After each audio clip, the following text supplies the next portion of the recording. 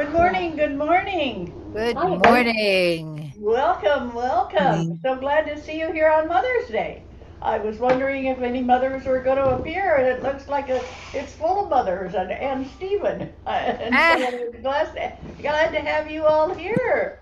This is I have a been great called a day. mother. Yes. And I'm bouncing in and out. I don't know why, but I'm here, and then I'm not, and then I'm here, and then I'm not. It's given me a little bit dizzy. So, but I'm glad to see all of you this morning. And I told Annie I have something that she had written in 2019 that I'm going to read to start off this morning. But first, before we start, I'd like to ask our wonderful Janet Childs if she could send us an opening prayer. Absolutely. And I'm just going to light candles. Here's a candle that represents all of the mothering we do. And can you see the three That's little great. hearts holding each other? I just want you to offer and get connected with, my friends, all the ways that you mother. And I really appreciate, Stephen, what you said as I was thinking about that earlier today. My story is about a man who mothered me at a very rough time in my life. So I Oh, just want to invite you to embrace the mothering in you and to embrace your right to be mothered. yes. Your right to be mothered. I'm going to put Thank that you. right back there. And then let me push this. Let me change this And audio. before we start, I want to say good morning to Mary Berry. She's not feeling well. I got a quick note from her saying she Oh, I'm wasn't so sorry to hear going to be that. here because she wasn't Yeah. feeling well. It is Yeah. So we send oh, her our prayers. Yes, absolutely. Absolutely. And I'd like to send prayers to all the people around the world this morning to recognize and acknowledge your mother and to figure out how you're going to this day, all day, think about her. Just one day a year, but just think about your mother and what she one did day a year. or what she didn't do for you. Quite often we hold on to that much longer than we should. So just today, remember the nice things she did for you. Okay? Can you do that? Yes, we can. I choose to make a decision about doing that. Good, good. Dottie, I'd like to add if everyone could also include, you have a family friend who 2 days ago he woke up and his wife had passed. Um, and they'd only been married 2 years because he'd been widowed before, and he's so done right now. So if we could include David in our prayers and his recently deceased wife, Tammy, I'd appreciate it. Thank you so much. You're welcome. Well, what a shock that would be. Yeah.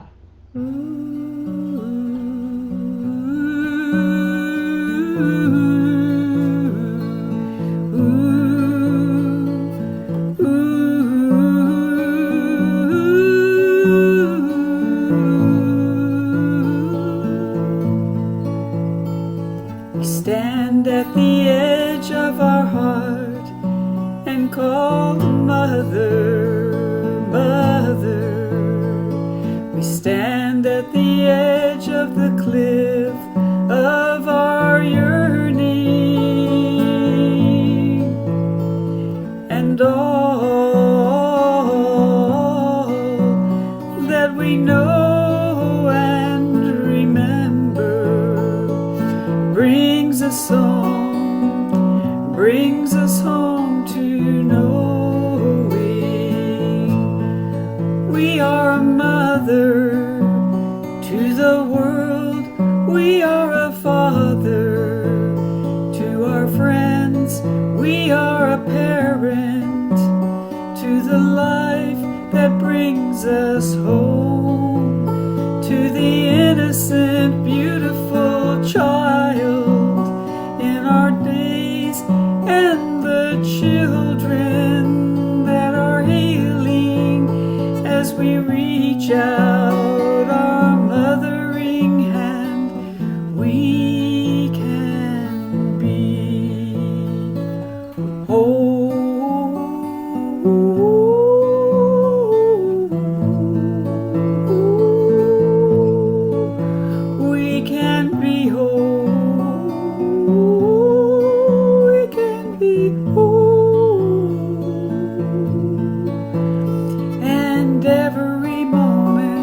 of every day. Open your heart to the world.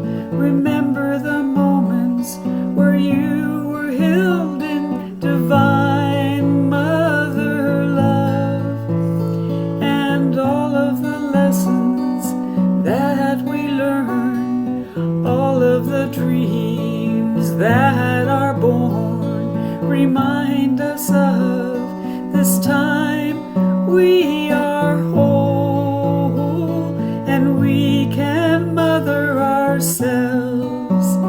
We can bring the universal kindness.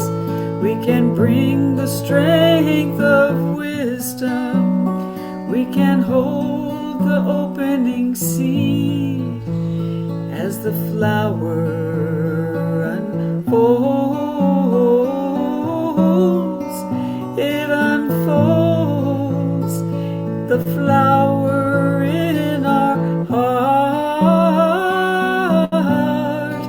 It dreams on, and we know that we are whole.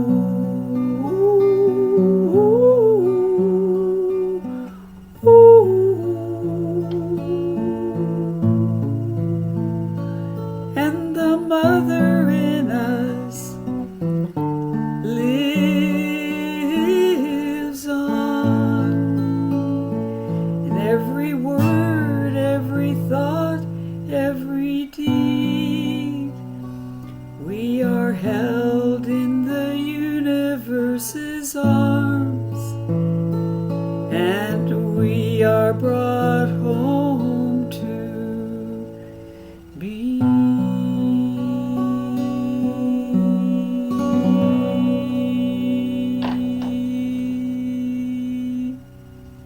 Thank you so much.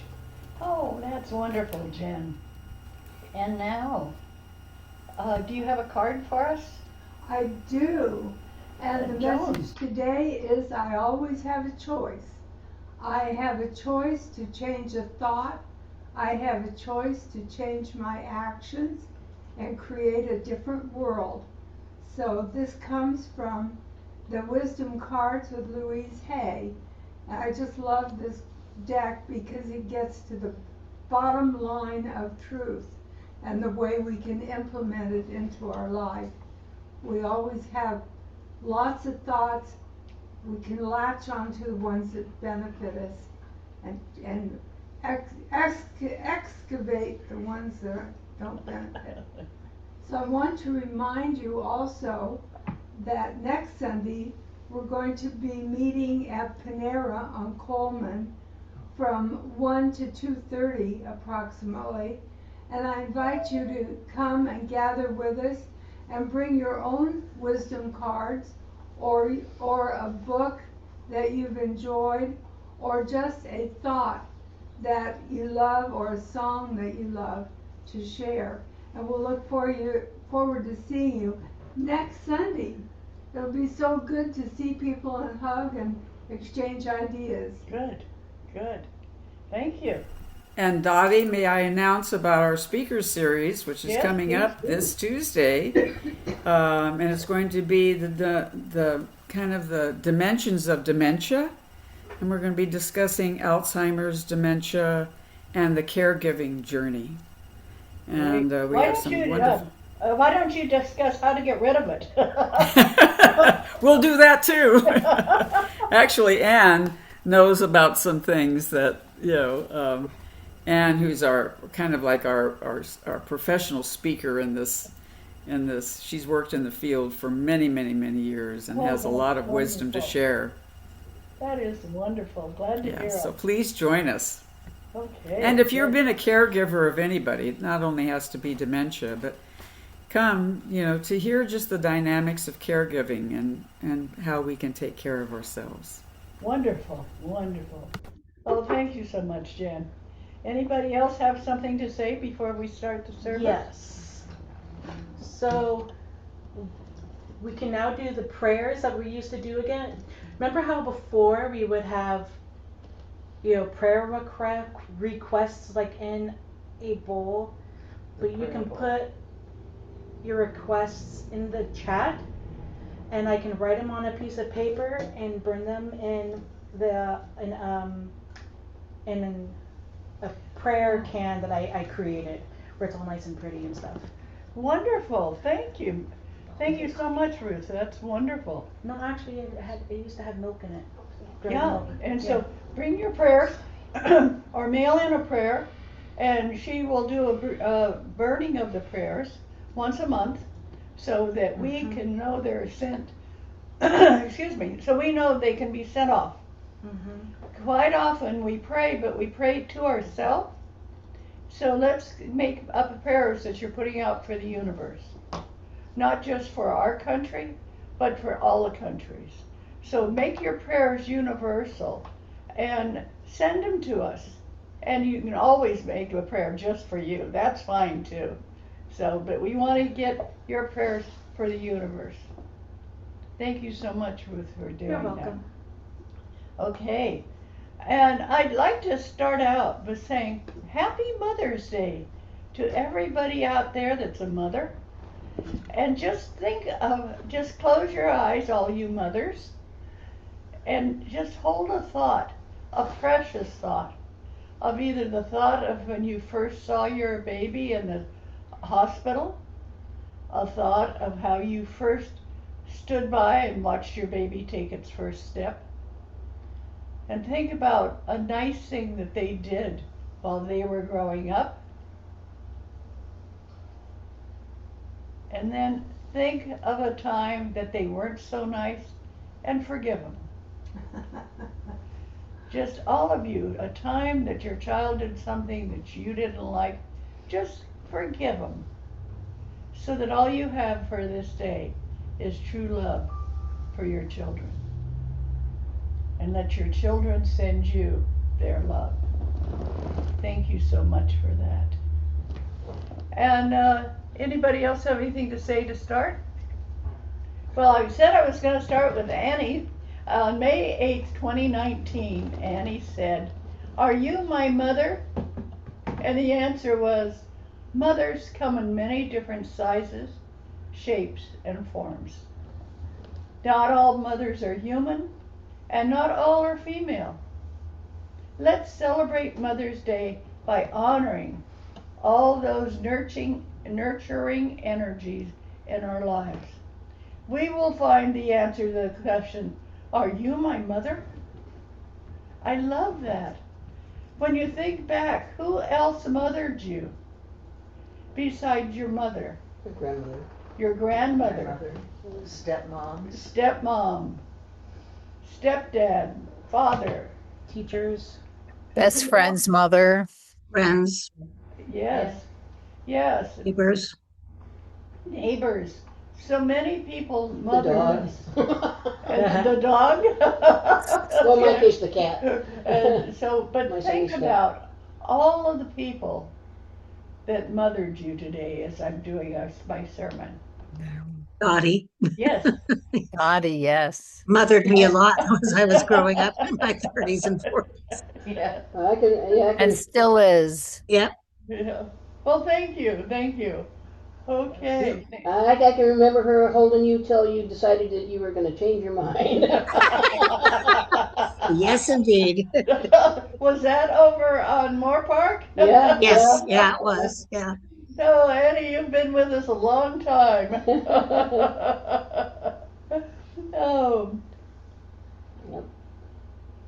Oh, I have said on Mother's Day, tend to categorize moms as cookie and pie bakers. Some of you, your mother never baked for you, but my mother always did. She always had something in the oven for us as a family. And sometimes you look at your mother as a house cleaner and a skin knee bandager. Not my mother. Not your mother, no. Takes all kinds. On the contrary, I think of mothers as those powerful people who give birth to children, adopt children, marry into a family with children, single moms, working moms, grandmothers, stepmothers, foster mothers, and sometimes the best mother is a man. Whoever raises the children helps shape the culture of the nation. Think about that. The mothers help shape the nature of the nation in what they say and what they do. These loving mothers give birth to the future and can change it for the better by their influences. How did your mother influence all those who will be the new leaders? Think of that. Who did your mother help become a leader? And think of all of the ways that your mother helped other people. And as you think of that, give the loving mother a respect that she needs. Just for today, just respect the mothers. Those loving individuals deserve respect, need encouragement, and particularly they need love and appreciation. Just show it to them on this Sunday. And then, if you can, year round. For most of us, our mothers are gone. But some of you, your mother is still here. Respect her today. Respect and love aren't given by flowers, chocolates, a great meal, and a beautiful Hallmark card. They're given to other things. Those things don't hurt. But think of the things most appreciated from kids and grandkids are the heartfelt words, the holding of hands, time spent listening. How many times did you listen to your mother? Being in the same room, taking walks, truly listening, and also all of this vocal, I love you. How we look at Mom. At 6 years old, Mom knows everything. At 8 years, Mom knows a lot. When you're 12 years old, Mom really doesn't know everything. At 14 years, that's when you think Mom knows nothing. 16 years, Mom, what Mom? That's about the time you turn your back on Mom. They say more kids run away from home at 16. What happened? They felt that Mom wasn't there for them. 18 years old, Mom is outdated. 25 years old, maybe Mom knows something. 35 years, before deciding, let's ask Mom what she thinks we should do. 45 years, I wonder what Mom thinks. And 75 years, I wish Mom was here to ask. And that's what I feel today. I wish my mom was here to ask. But she left me. And it was the saddest day of my life. I don't tell this to many people, but I was in her hospital room. And she had been in a coma for a month. And she said, pull the damn plug. Those were her last words. Pull the damn plug. So I looked at the nurse and said, we have to pull the plug. And the doctor said, oh, she'll live for another 3 weeks. And I said, no, she's ready to leave. And the nurses came in and they were so sweet and they just kept talking to her as they gently pulled out the plugs. And it was the most glorious passing of a person. But I'll never forget making that decision.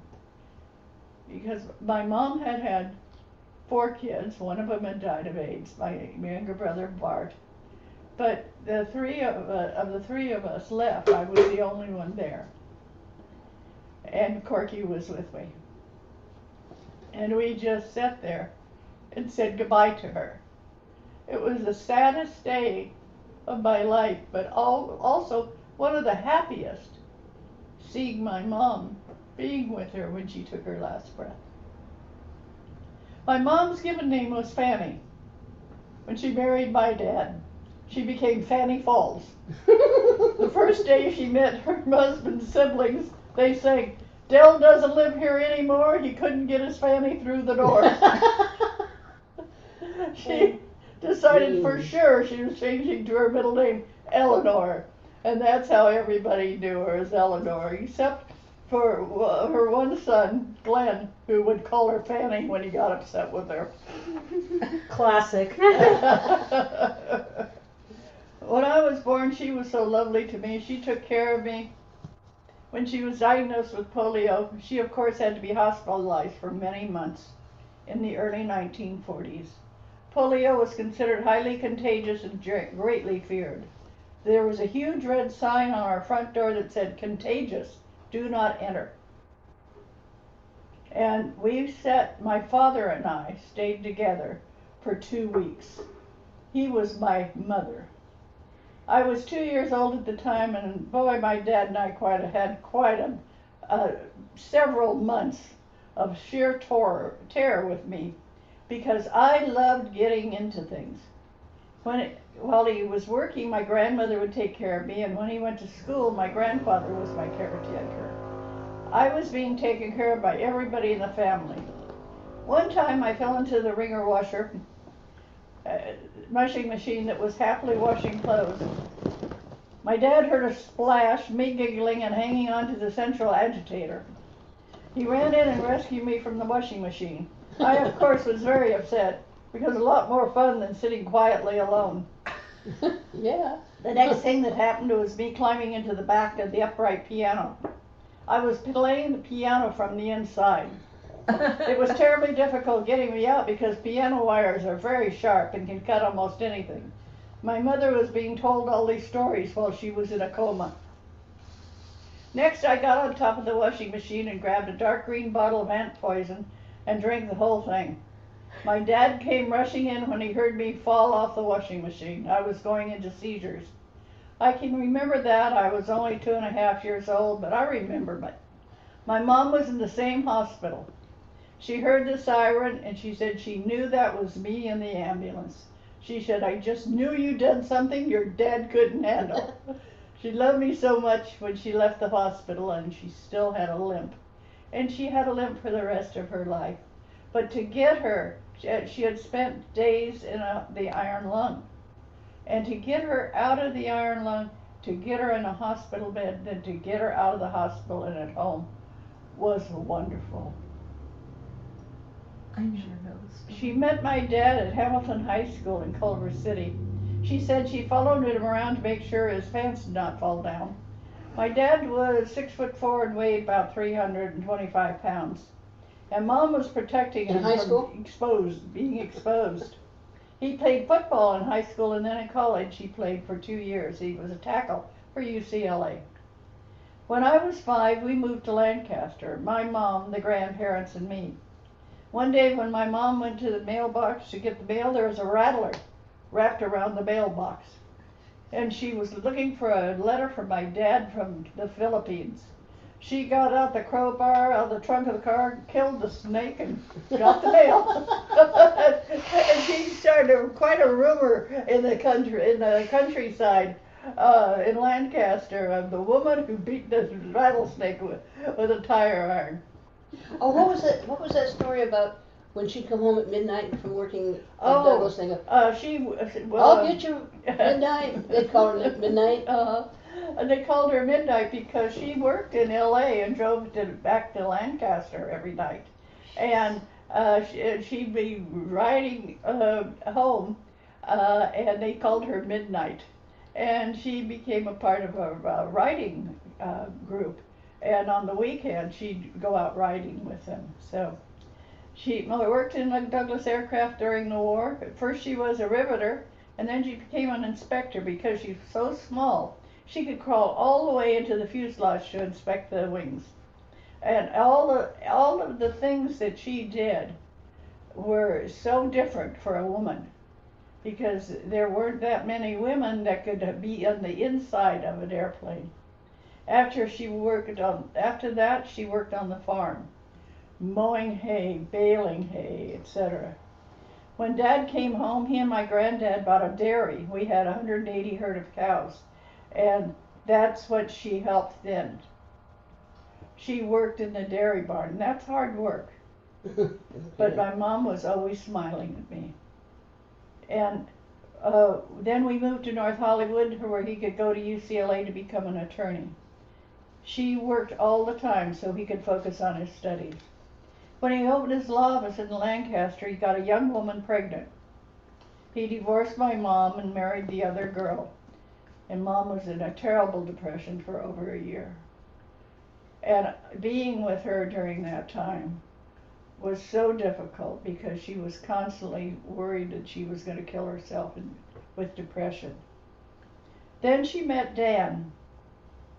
Daniel Stroga was the most wonderful man. He was Jewish, he was from New York. He just had a different energy completely. And she fell in love with him, and they moved to Watsonville, where they started a business. And then only after 3 years he died. My brother Glenn was in high school at the time, and the other two, Sue and Bart, were still in grade school or middle school. 3 years later, Dan died, and she became more introvert, but kept her great sense of humor. She was working at 80 years old, cleaning the swimming pool of her mobile home park where she lived. She was an amazing mom. She traveled to China and cruised down the Rhine River with Lee Stanford and Ron in her mid-90s. I miss her so much, even now, because she always had a sense of humor.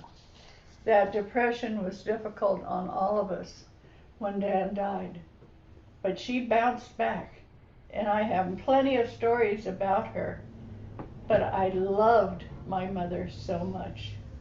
She had been molested by her father, as I mentioned last week, and she was a little bit hesitant about men, but once she met a man she loved, she was thoroughly into him. And she always loved us kids so much. Now, I'm going to pass the microphone around if anybody would like to share a story about their mother, and anybody on board, on the line, if they'd like to share their story, please do. Anybody have anything they'd like to say here? Oh, Annie has her hand up. Okay, Annie. Okay, Annie. Thanks. Thank you. I have a lot of stories about my mom, but I was the world's most rebellious child, and every time we would go anywhere together, people would say to us, "You guys you look exactly like your mother," and we'd both go, "No, we don't look anything alike," So anytime I got mad at her, I did have a second mom, my next door neighbor, Ellen.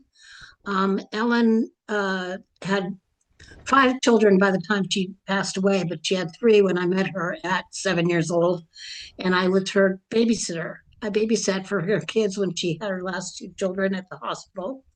And at any rate, she was always the second mom. But, Mom and I still did a lot of stuff together. And when Ellen died, she said, "I still call you my teenager," even though I was 60. And so, it was just the way it was with her. I so appreciate Ellen in my life, and a couple of her kids and I are still in touch. But anyway, Mom and I would fight about just about everything. And sometimes I wondered who was the mother and who wasn't. Because my mom, when she met my stepfather, Pop, the man that was the love of her life that she stayed with forever, he was her third husband. She was kind of a hippie. And so sometimes when I couldn't sleep at night and she couldn't sleep at night, we would go driving, and we'd go driving through Topanga Canyon at night, and she would want to pick up hitchhikers. And I'd be going, "Mom, what do you want to pick up a hitchhiker for? That's dangerous." And she did one time. She picked up this guy named Ban, and I kept saying to her, "Don't bring Ban home." Don't. She brought him home, and he lived off of us for about a month, and then ripped her off and left and disappeared. So sometimes, like I said, I wondered who was the parent. But the older that I became, the more we learned how to communicate with one another. And so one day she came to visit me in San Jose from Oregon. And she said to me, let's go get a family portrait done. And I said, okay. Well, I said, what will we wear? She goes, well, since we're going to get our pictures taken at Sears, let's go to Sears. And I said, okay. And so I said, but we'll never find anything that we both like. And she's going, no, we probably won't. And I said, I don't know, blah, blah, blah. And so we both went over to a thing to look at clothes. We both held up a sweater, and it was exactly the same sweater.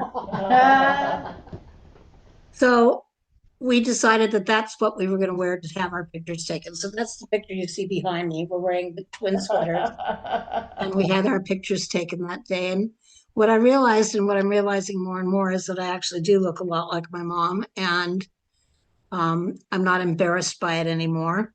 I used to be very embarrassed by the idea that I could look like my mom. It's like, no, there's no way I'm like her. There's no way that yes. So as you grow, you learn, you change. And when my mom left this planet, we were at peace with each other. We were completely loving with one another. We trusted one another. We cared about one another, and we could speak the truth to one another without harming each other's feelings. And I'm very grateful that I had her. She passed away December 16th, 2020, a couple of years before I moved up here.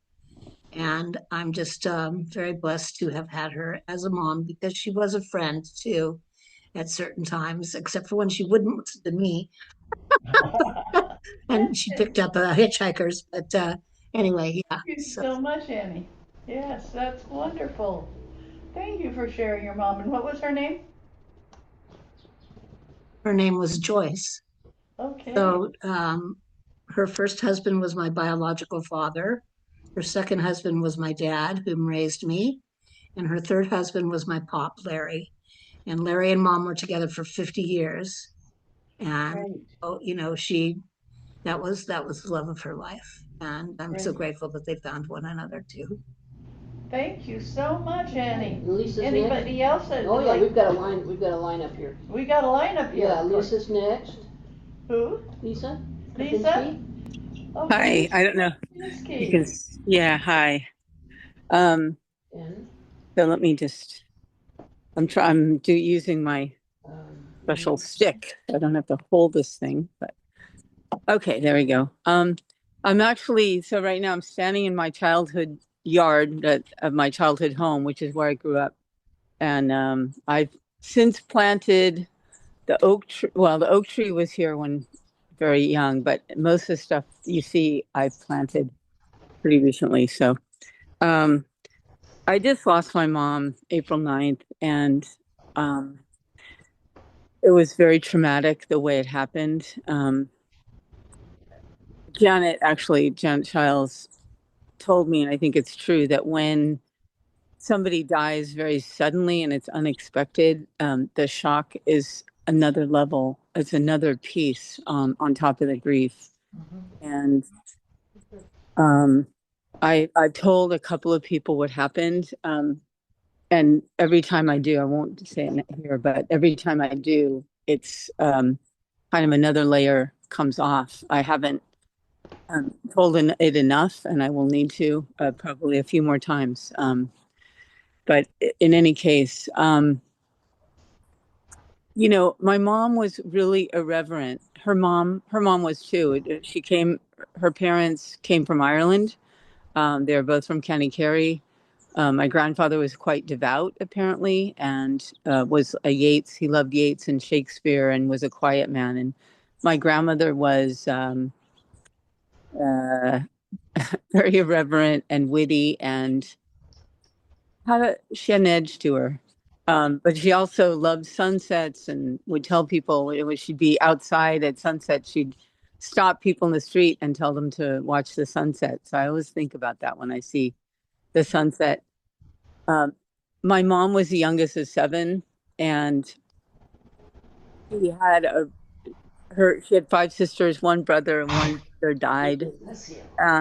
And she just had a real sense that she wasn't enough. It was something she carried with her whole life, and it made me sad because she did many incredible things. She struggled with depression starting when she was in her 40s because when my dad left, it was sort of the trigger.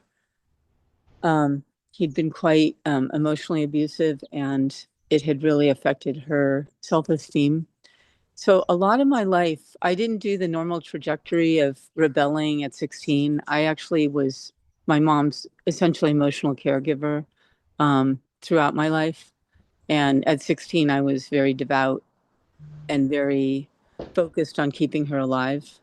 And I didn't have the luxury of rebelling, I would say.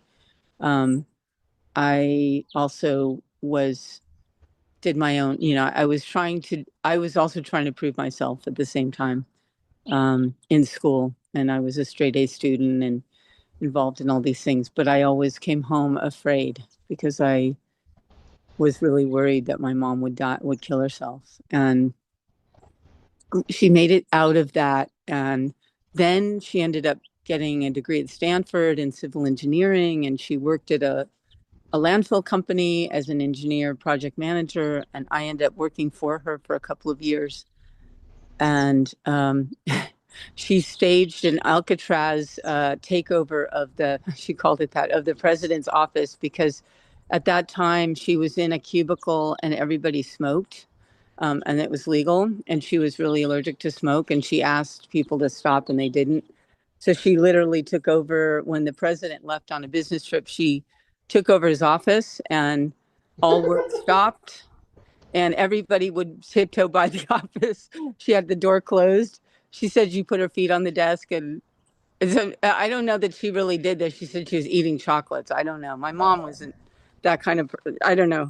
She may have done that just to irritate people. It's possible, but she also so she also one time, I don't know why she did this, but she sat on the Xerox machine and Xeroxed her, butt with her skirt over it, of course, and put it on the bulletin board at work. I'm like, what the fuck, man?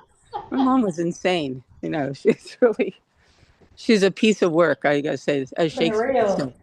What's that? She's keeping it real. That's what she's Yeah, doing. that's right. She was. she, but she also was like so kind to the secretary pool, and would always give them chocolates and things. Like, they were the typists at the time, and it was all women and one guy. But she was very aware of people who were oppressed. I think part of that was being Irish, being Irish in Boston at a time where that was discriminated against. And it was something that she really impressed me with my whole life, was just care of always being respectful of and thinking about and helping in a non-patronizing way those who were being discriminated against for whatever reason, or who were, working for minimum wage, for example. And that's a beautiful legacy, and many other things about her, but I know there are many people who want to speak. I just really appreciate the chance to say a little bit about who she was. She was a real So radical, much. actually. Yeah. Thank you so much for Thank sharing. you. And when are you having her funeral? Yeah, it's May 30th at 1 o'clock, and I'll post the flyer because there's a Zoom link, and so if people can, I know you don't know her, but you know me, so that's enough. um, Okay. I will try Yeah, do to it. Yeah, do Yeah, it. post. send it. I'll try to post that here. The CCL will be represented, Yes. Yeah, thank you. and you Thank see you. them. Thank you. Okay, so who's next? Is it Don? Is it you? You next? Donna? Yep, yep. So I had a very tumultuous relationship with my mother. I was very rebellious, and my mother also suffered from depression. And I couldn't stand her. I couldn't stand her. And as I got older, um, two things happened. One is I recognized that she had not received a lot of love from her mother. So I was looking at generational deprivation, of maternal love. And secondly, as she got older in her 50s, she recognized her depression and she started on antidepressants. And the change was dramatic. Oh, She great. said, "I wish I had found these sooner." She was so much more relaxed. She was so much more she was optimistic, and we drew very close. And my problem was that I had moved to California, so I was 3,000 miles away. But I remember on one of my last visits, um, we were in her kitchen, and I said, "Mom, I want to hug you, and I want to memorize the hug." Mm. So as we stood in the kitchen and hugged each other, I memorized the hug, and I'm so glad I did because I Oh, can wonderful. still remember it. Her death was traumatic for me because I was in charge. I was the oldest sibling at her bedside. My older sister was in the Caribbean, and my mother was hospitalized after a fall. She fractured her leg and then had system. It was catastrophic, multi-system failure. And I was the one who, my other two siblings, I was the one who determined that she would not be resuscitated because she would have been on dialysis the rest of her life. I felt she would have been angry. And so it was very hard on me. But afterwards, when I spoke to a psychic, I was told that she didn't realize that she died, but she was so happy because she was able to play cards in heaven, and In she was heaven. living the life. She was living the life. So I miss her to this day, and I wish we had had more time together that was as loving as the later years were. So that was my beautiful mom. I tried to change my background to show her, and I can't figure it out. But happy Mother's Day to Thank Thank everyone. you. you so Thank you. much. Kathleen. Okay, Okay. there we go. So, one of the things that like really has happened kind of in the last couple of years, and my mom passed away in 2018, so about 8 years ago now. But I think of her often, kind of as I'm doing things. So I have a partner in my life, and his daughter. She was 7 when she met me, and so it's been kind of a fun journey. Kind of doing things for her, and so it's like things like cooking or like the dyeing of eggs. And my mom was very artistic. My brother still has in his house like this statue of a Native American kind of sitting cross-legged, and it's very defined features of his face and everything. So she loved to do those things. When we were growing up, she was always kind of there for people. She was reliable. She was kind of like there and cooking meals, and she put a lot of thought into meals. She really served really balanced meals. There was always a salad and vegetable, and so she had a love of cooking and baking too. Um, yeah, so those kinds of things. She appreciated academics. She supported us, and she was generous with what she had in her life, and made sure that we kind of got what we needed in terms of our education. And yeah, so I think when we were older, she would kind of try different things. She never kind of found her way into like a career for herself, and I think she was kind of pretty self-critical with the art. I think we were all rooting for her, around the art, but she had a lot of a self-critic that kind of, I think, was kind of limiting for her. But she was a wonderful mom, and yeah, so I wanted to think of her today and say Happy Mother's Day, Mom. Awesome. Thank you Awesome. so much. Thank you. Thank you, Appreciate Kathleen. it. Next, Okay, and now we have Chris. Hi, Chris. Chris. Hi there. Thank you. Uh, I don't usually have a whole lot of good to say about my mom, although she was amazing, unless you were her daughter. In Sounds like my in mom. whom she was so disappointed. And she had a lot of really strong traits. But I want to put something into the space that I've actually never mentioned except maybe once to my wife. And I don't even know if I've done. When I was about 6 or 7, we were in the movie theater, and this guy was like 2 seats away, and he had put his arm way over and was just dicking around with like the bottom of my hair and my shoulder or something like that. And I kept fidgeting and kept fidgeting, and I didn't know what was going on. And I finally said, Mom, this guy is whatever he's doing. And in this dark movie theater, she stood up and she said, Don't touch my daughter. Yay! Woohoo! Yeah! I mean, hell yeah. And again, that's not the story I've often told about my relationship with her. And so I I appreciate that she stood up for me. And I still don't celebrate Mother's Day. I'm still, you know, many feelings about it, but I don't. And I check in. I check in every year. No, not yet. But it feels really good to be able to put that into the space because it's a level of support. I certainly never felt it again, and I don't have um, uh, uh, uh, I don't have other instances where where I felt like that, supported like that. But she did, and for whatever reason she did, and she felt she should, and I'm pretty sure it had something to do with her own past.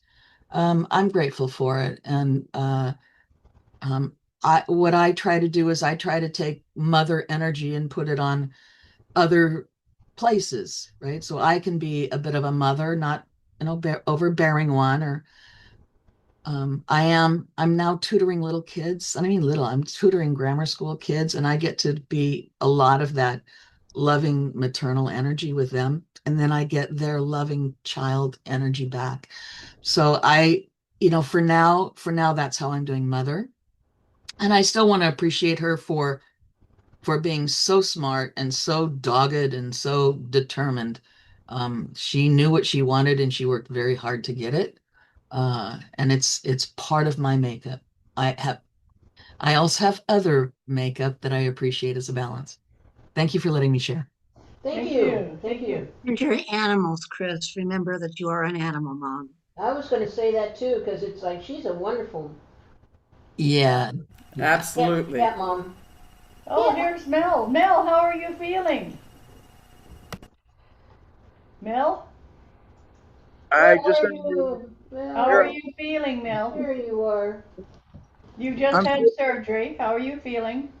I'm feeling quite a bit better. I'm still not walking, but I'm not having any pain. I think the pain block or the nerve block is still active.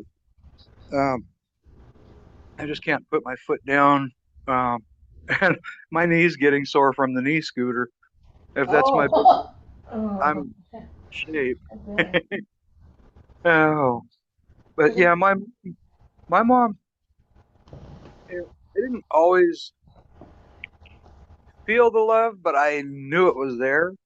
Um, it, you know, I had depression. I've had depression since I was a baby, I think, and so I never felt loved, but I know I was, and my mom always let me know that I was loved, and she was kind of also like the neighborhood mom. We had when I was old enough to join 4-H, we didn't have a 4-H chapter where I lived, so she created one.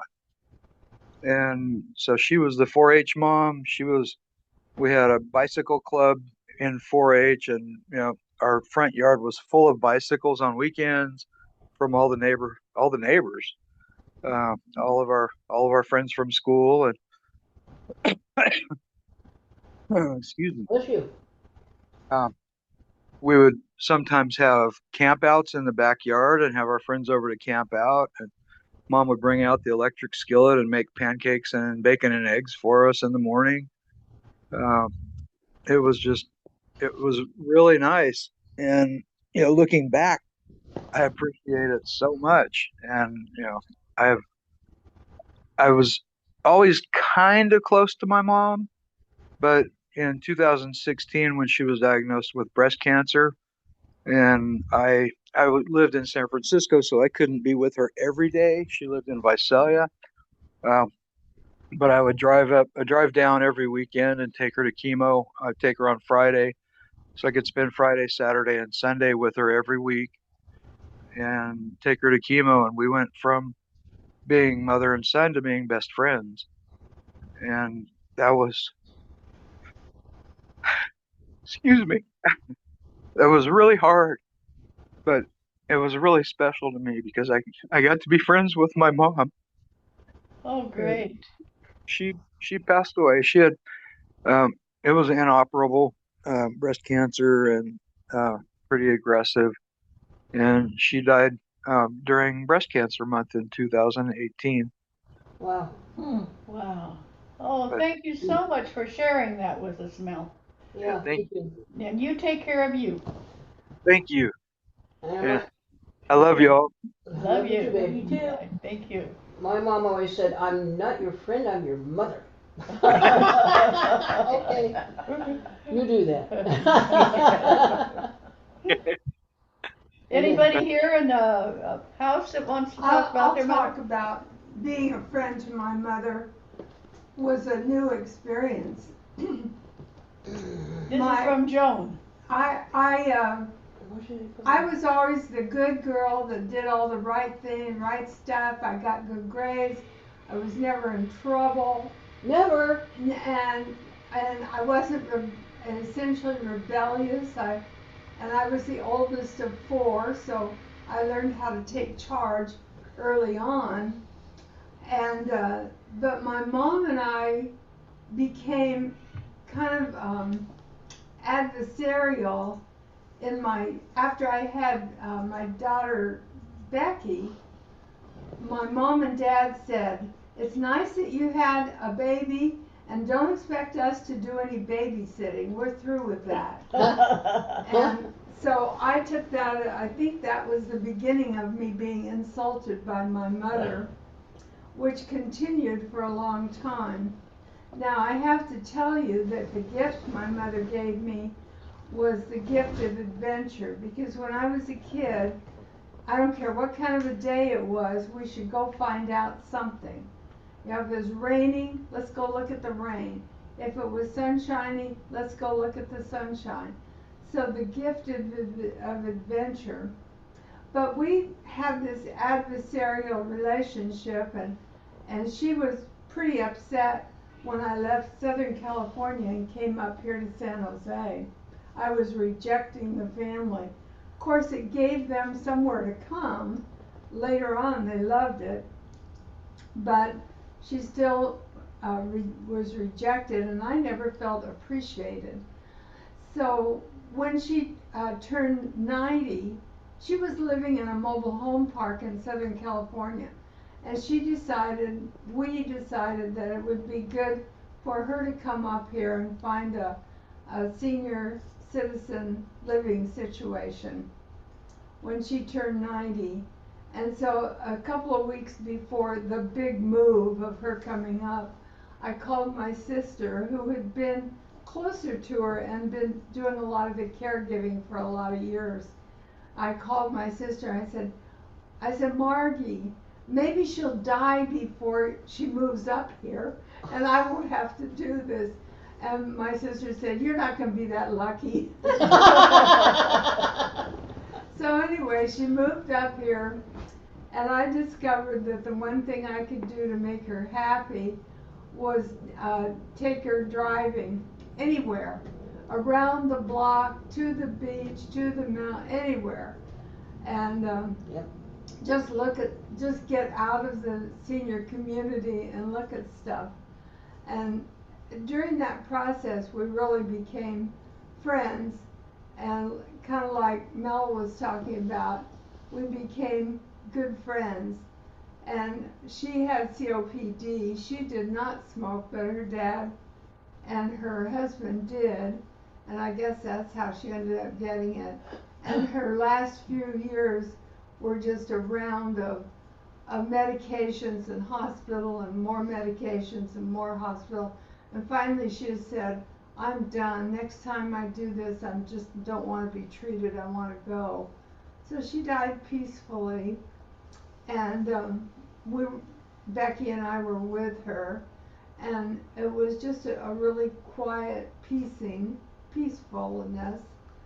And I came home and told my husband, we have to go to Yosemite. He said, why? I said, my mom died and I have to go to Yosemite. So we went up there for Mother's Day weekend and enjoyed. She loved Yosemite, and I took her up there several times. So we became friends after all those years.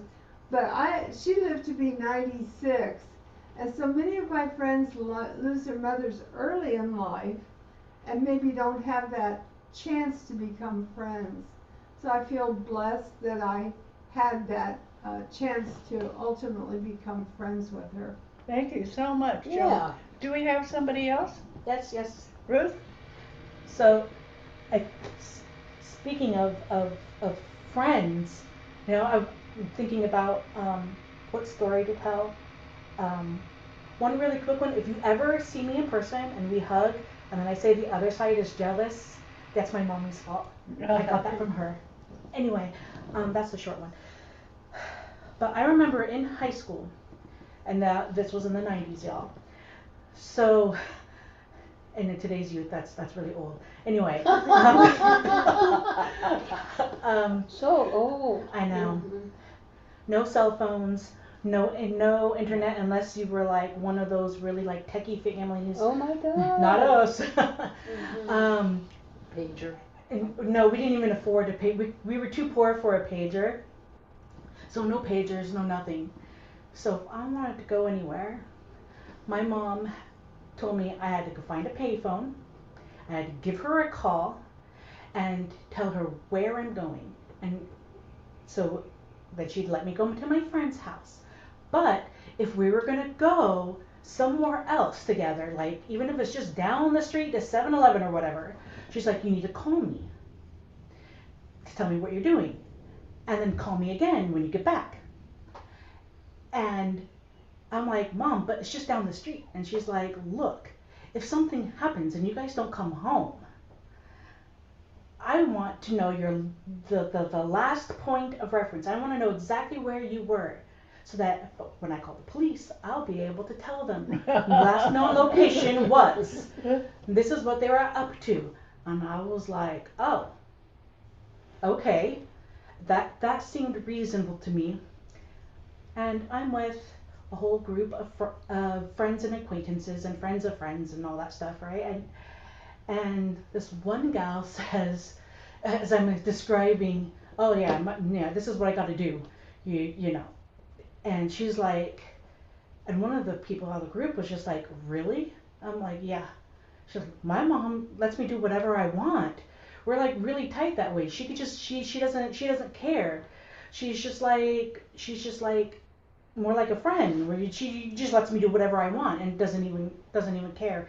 And if I get home, when I get home, I get home, and I don't have to go through any of that stuff. And my very first thought was, doesn't your mother love you? Did I say that? No, at that point, sometimes I'm stupid and I will open my mouth and I'm like, oh, I shouldn't have said things.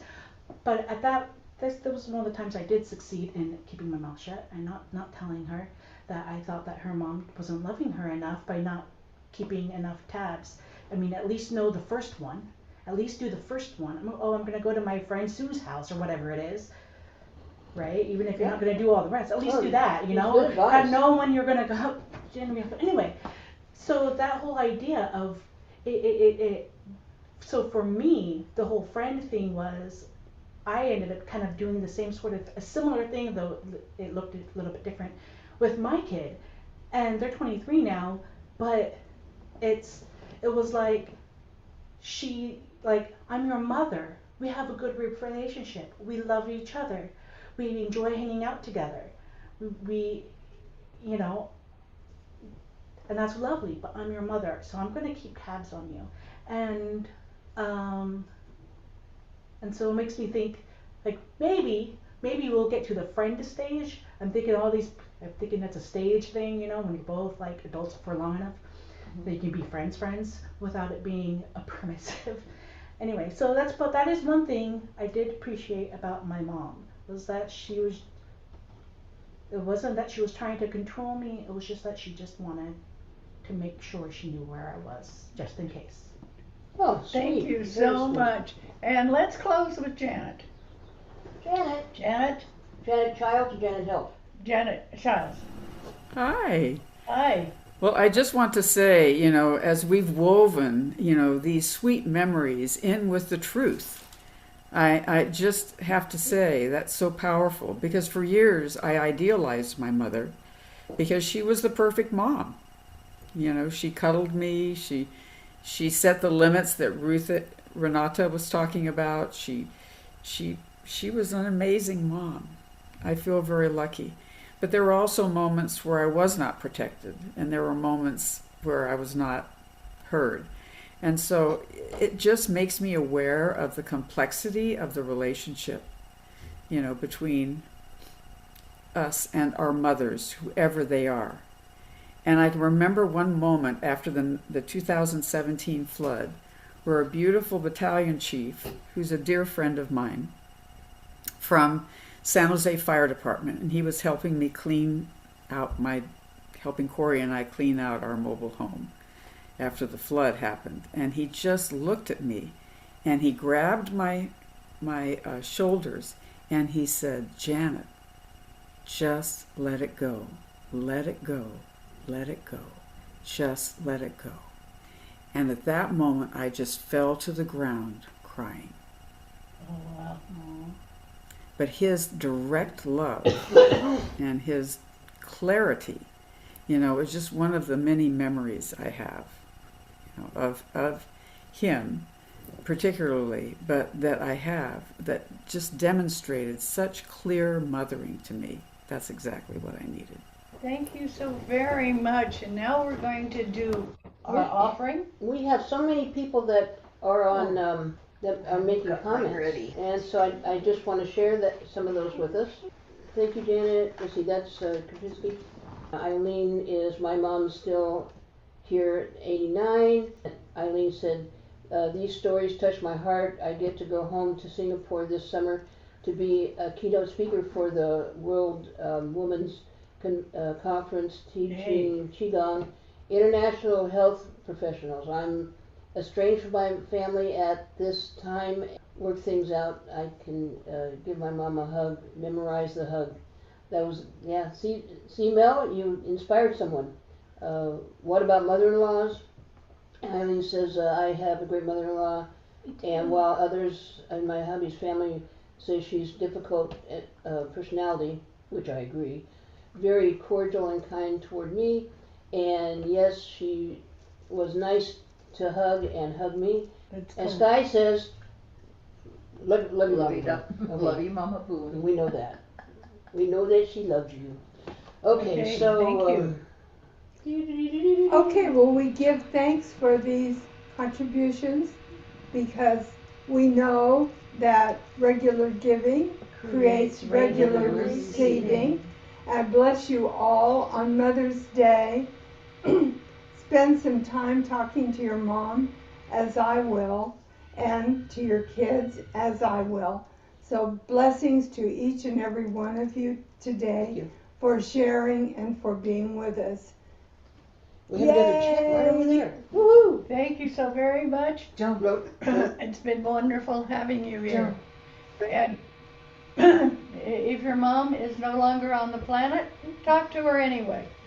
You all have that sense that you can connect with those that are gone on.